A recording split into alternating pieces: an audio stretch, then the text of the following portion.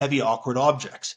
And because they're so awkward, we can't lift as heavy stones as we can barbells. So people will often see, a 400-pound stone lift is an extraordinary feat of strength that almost nobody can do in the world.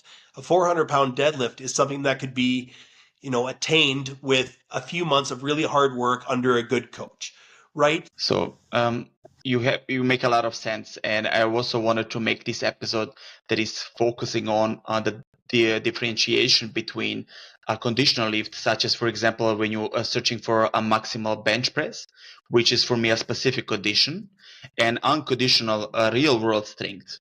But just maybe in between those lines, how would you define the unconditional strength in your own terms, and why specifically stone lifting is a perfect metaphor for it?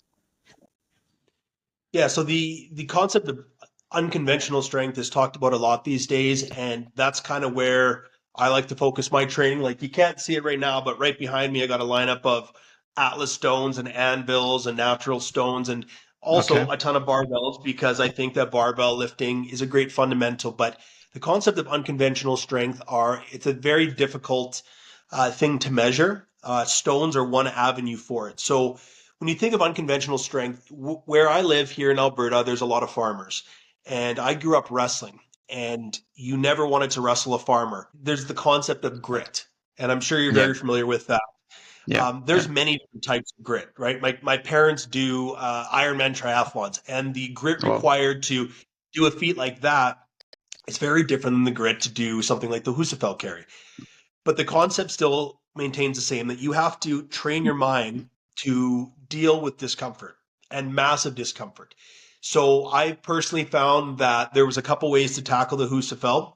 You needed to work on the anaerobic and lactate conditioning to be able to pick a heavy object like that and walk it, right? So the the high end amount of time to actually do the Husafell for the carry is about 30 seconds. And so yeah. this is where the concept of time under tension comes in that I think is something that works very, very well. Whether you are a stone lifter or for people, sandbag lifting is becoming very popular, which is awesome because sandbags are fantastic.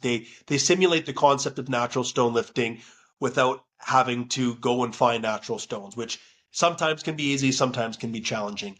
And so if you want to improve on the lifts that go from chest to shoulder or from chest through movement, you need